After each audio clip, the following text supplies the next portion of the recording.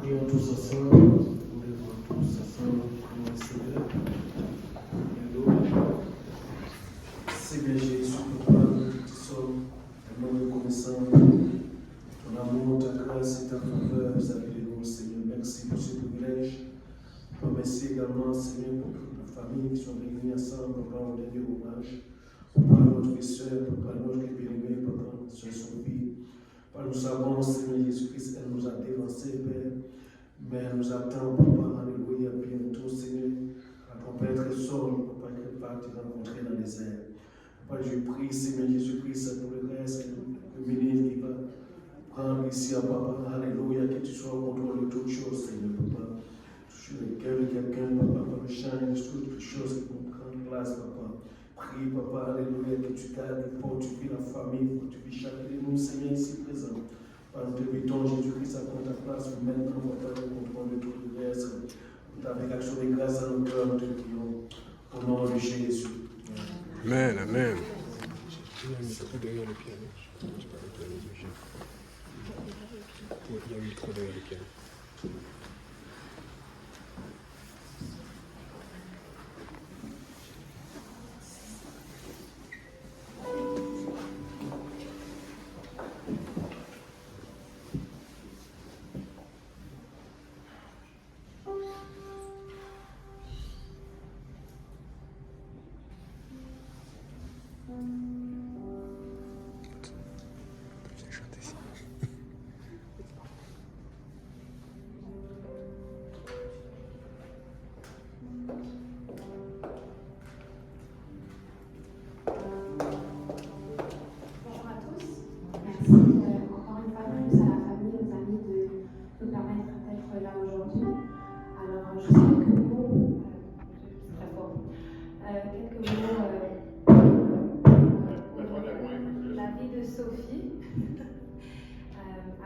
Sophie, c'était quelqu'un qui aimait beaucoup, elle aimait les gens qu'elle entourait, et nous aussi nous l'aimions énormément.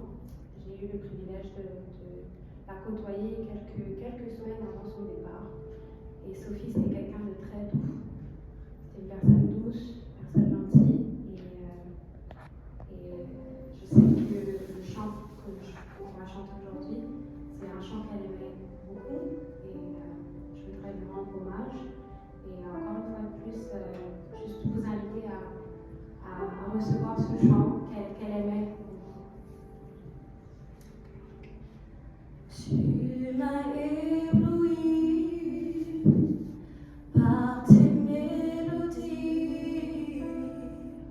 tu m'entoures d'un chant d'amour. Chant de délivrance devant mes ennemis, toutes mes craintes s'enfuient. Je ne suis plus esclave de la peur, je suis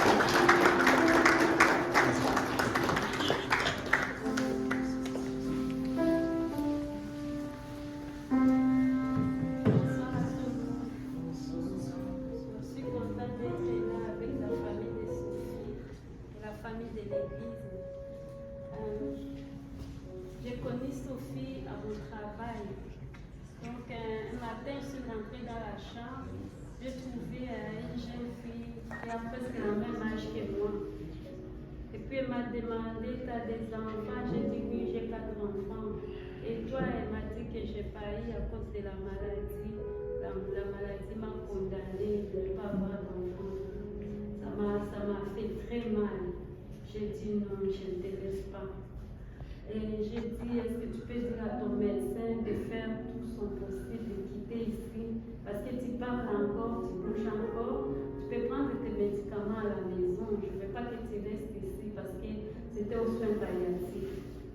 Elle a dit, ben, c'est trop de tracasseries, mais on va voir. J'ai dit, on va prier, moi je crois en Dieu. Même si la maladie te condamne, ça c'est le rapport du médecin, mais ce n'est pas le rapport de Dieu. Si Dieu le veut, il peut te guérir. S'il ne te guérit pas, il te prend, au moins tu es prête pour le rencontrer parce que nous tous, on est passagers sur la terre. Ce qui est important, c'est de savoir là où tu vas aller après ta mort. La mort existe, nous tous, on va y passer. Et puis, Dieu a fait grâce. Sophie est sortie de l'hôpital quelques jours après. Et puis, comme on a gardé le contact, je l'ai amenée à l'église. Elle aimait beaucoup l'atmosphère dans l'église. On chantait, on dansait, on jouait Dieu ensemble. Et vraiment, malgré qu'elle était faible physiquement, mais elle faisait vraiment des efforts. Je disais même, je vais venir te chercher pour pas conduire un peu loin. Notre église se trouve à Ville-Saint-Laurent. Elle dit non, non, tant que je suis capable, je vais conduire. C'était vraiment une battante, Sophie. Et je lui disais, tu dois te faire baptiser, tu dois mettre ta vie en ordre. Elle m'a dit qu'elle a été baptisée quand elle était bébé. J'ai dit oui, mais le baptême c'est un engagement personnel de quelqu'un qui est adulte, qui sait c'est quoi les péchés, c'est quoi les biens, les mal. Quand tu es bébé, normalement tu es présente à l'église, on prie pour la bénédiction, pour que tu grandis dans le voie de Dieu, mais en étant adulte, tu dois maintenant choisir vraiment de suivre Dieu. Elle n'a pas résisté, elle s'est fait baptiser. Je l'ai expliqué, le baptême, on te plonge dans beaucoup d'eau, tous tes péchés, tout ton passé, c'est enterré dans les eaux. C'est comme quand Jésus est mort, il est ressuscité. Donc tous tes péchés, tout ton passé reste dans l'eau. Quand tu sors de l'eau, tu es une nouvelle créature. Maintenant, tu commences à marcher pas à pas avec Dieu.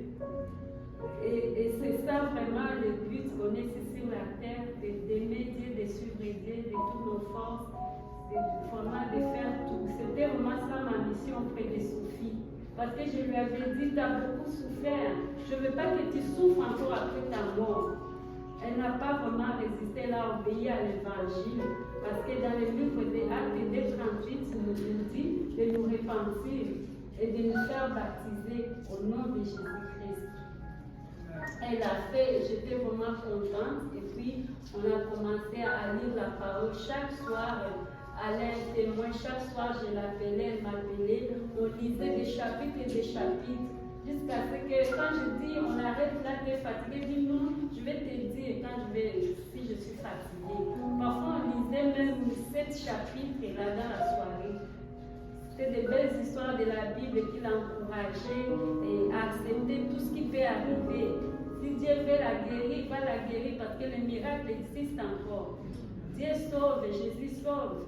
On a eu dans notre église des cas, des gens qui ont eu des cancers, des maladies incurables que Dieu a guéri. Mais si Dieu aussi veut te prendre auprès de lui, c'est lui qui décide. Il n'y a pas de mal à ça. Il n'y a pas de mal à ça au moment où tu vas vraiment dans ses bras. Donc c'était ça mon histoire avec Sophie. Elle nous a quittés, ça m'a fait très mal parce qu'on avait encore beaucoup de choses à partager ensemble, on n'a pas eu beaucoup de temps. À chaque fois qu'elle avait un malaise, qu'on l'amenait à l'hôpital, la dernière fois j'étais faire du shopping pour elle, je dis, ne porte pas la robe de l'hôpital, porte ça pour montrer que toi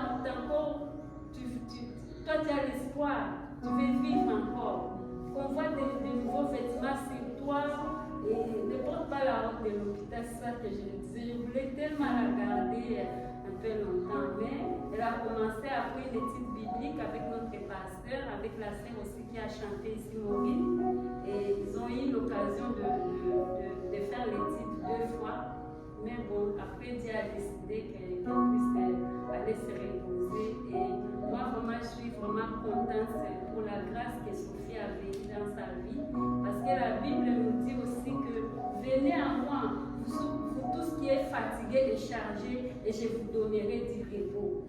Vraiment, moi, je suis sûre et certaine que Sophie, elle se repose. Parce que on peut amener des fleurs pour toi. On écrit que ton âme se repose en paix. Mais si tu n'avais pas une bonne relation avec ton Créateur, c'est du mensonge. Ton âme va se reposer dans les troubles. Il faut avoir une bonne relation avec Dieu. Dieu, on les cherche. On n'est pas enfant de Dieu, on les devient par les eaux du baptême. C'est un engagement que tu prends de suivre Dieu. Ça ne coûte pas l'argent, ça ne coûte rien. Parfois, nous voulons des choses compliquées dans la vie. Mais suivre Dieu, c'est gratuit. Les saluts, c'est gratuit. On ne paye rien.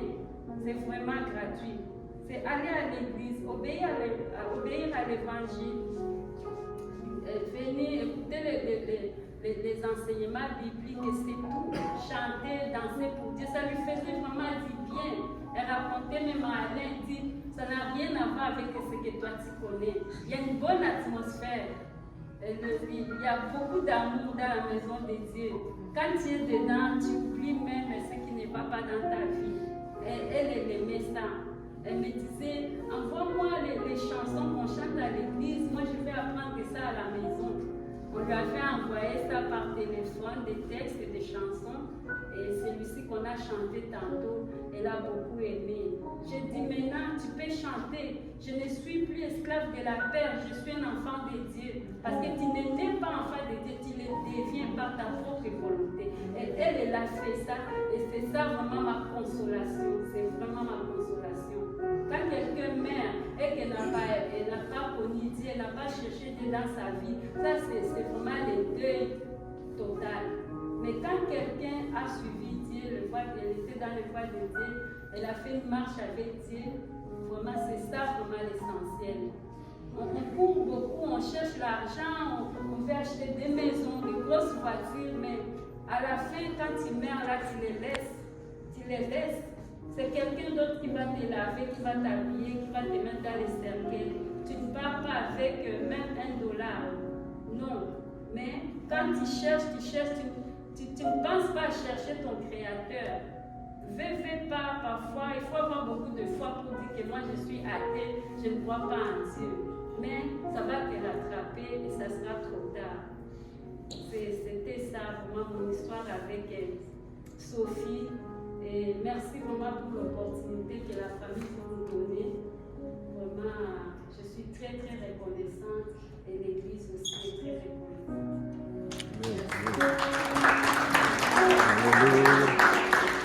Tu peux t'aimer?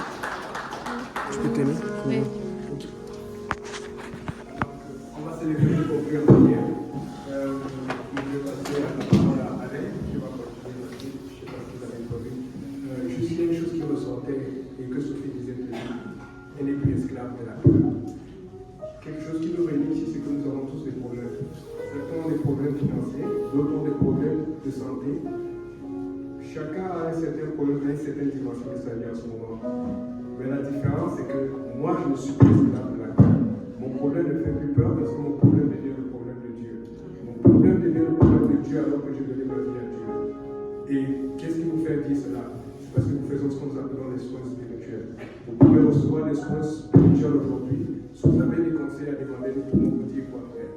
Amen. Et devons par rapport vers le Seigneur. Seigneur Jésus, merci pour ta grâce et pour ta présence que nous sommes. Nous sommes ici au Québec. Nous sommes ici au Québec.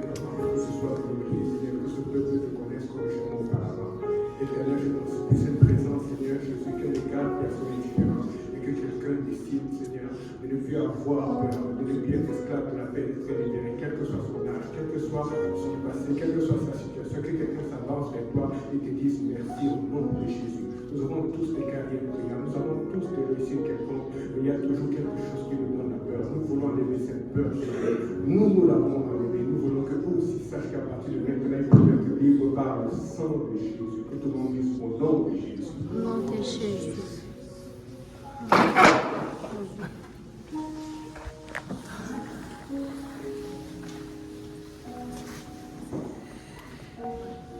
Très apprécié. On a voulu dire un petit bye-bye en son nom à la personne saine qu'elle était.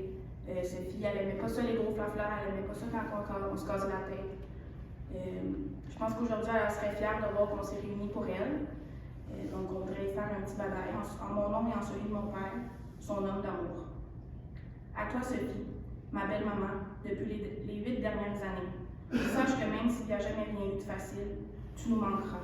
Nous avons vécu des belles, aussi des moins belles épreuves, mais tout ça, on l'a vécu avec notre petite famille. Malgré tout ça, nous nous souviendrons de toi, de ta joie, de tes 1001 histoires et surtout de ton rire si contagieux quand tu t'y mettais. Même si parfois tu avais une petite baboune, elle nous faisait bien rire au final. Tu seras dans notre cœur éternellement. Tout au long du combat, tu n'as jamais voulu arrêter. Tu as toujours dit que tu irais jusqu'au bout. Mais maintenant, ton combat, il est terminé. Le temps de déployer tes ailes et de t'envoler est arrivé. Durant tout le temps de ta maladie, tu n'as jamais cessé une seconde de te battre. Et ça, on te le sera éternellement reconnaissant. Tu nous disais que tu n'arrêterais pas de te battre. Tu étais si forte.